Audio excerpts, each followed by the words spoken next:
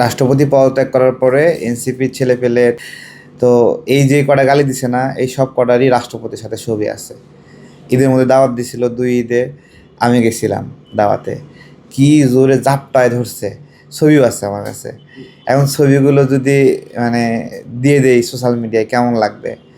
হ্যাঁ, ওর গালির স্ক্রিনশটটা আর এই ছবিটা মিলাই দিলে খুব সুন্দর হবে না? দিবনি আপনাদের।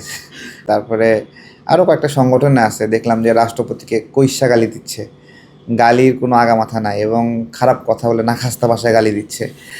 তো এই যে কটা গালি দিছে না, এই সব কটারই রাষ্ট্রপতির সাথে ছবি আছে। ঈদের মধ্যে দাওয়াত দিছিল, 2 ঈদে আমি গেছিলাম দাওয়াতে। কি জোরে জাপটায় ধরছে, ছবিও আছে আমার কাছে। এখন ছবিগুলো যদি মানে দিয়ে দেই সোশ্যাল মিডিয়ায় কেমন লাগবে? হ্যাঁ, ওর গালির স্ক্রিনশটটা আর এই ছবিটা মিলাই দিলে খুব সুন্দর হবে না? দিবনি আপনাদের। ঠিক আছে। হ্যাঁ, মুখটা দেখা যাচ্ছে না, কিন্তু মুখটা ঘুরাই দিলে কিন্তু ক্যারেক্টার বাইরে হয়ে যাবে। এরকম আছে। এগুলো টাকার গতি, যেদিকে যখন টাকা দেয় সেদিক থেকে এরকমভাবে নোংরামি করে মানুষ। সিনিয়র সিটিজেন জুলাই গণ-অভ্যুত্থানের পরে রাষ্ট্রপতির বিরুদ্ধে আমরাও প্রোগ্রাম করছি, ওইটা ইনস্ট্যান্ট। শেখ হাসিনার বিরুদ্ধে প্রোগ্রাম করছি না? তো শেখ হাসিনার বিরুদ্ধে প্রোগ্রাম করছি, শেখ হাসিনাকে গালিগালাজ করছি, গণ-অভ্যুত্থানের মধ্যে নাগরিকরাও গালিগালাজ করছে। আপনি বলেন তো, শেখ হাসিনাকে এখন গালিগালাজ করা কতটুকু প্রাসঙ্গিক? রাজনীতির এই সময়টাতে প্রাসঙ্গিকতা কতটুকু, তাই না? হ্যাঁ, ঠিক একইভাবে রাষ্ট্রপতিকেও আমরা ওই সময় রাষ্ট্রপতি চাইছি যে শেখ হাসিনার মতো রাষ্ট্রপতি পদত্যাগ করুক, ইনস্ট্যান্ট গণ-অভ্যুত্থানের সময় পরে চাইছি।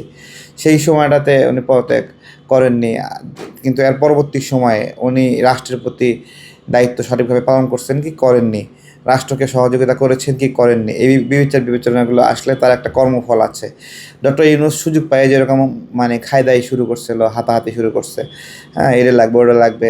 না, এটা কি রাষ্ট্রপতিও এই একই কাজটা করছে? 2-1টা ডকুমেন্টস কি বের হয়েছে এখন পর্যন্ত? এগুলো কিন্তু বের করতে পারেনি, কিন্তু বয়ান দেওয়ার সময় বলতেছে।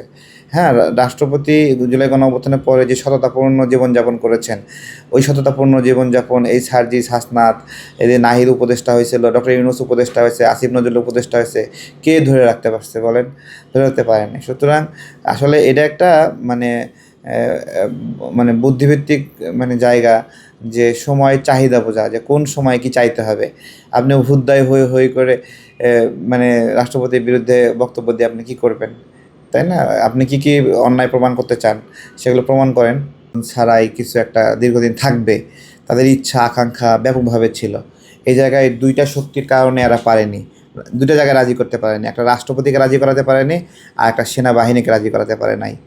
এই 2 জায়গা থেকে কোনো গ্রিন সিগন্যাল না পাইয়া ডক্টর ইউনূস দায়িত্ব ছাড়তে বাধ্য হয়েছে, নির্বাচন দিতে বাধ্য হয়েছে। যদি সেনাবাহিনী একটু সিগন্যাল দিত যে থাকেন, তাহলে থাকে যেত।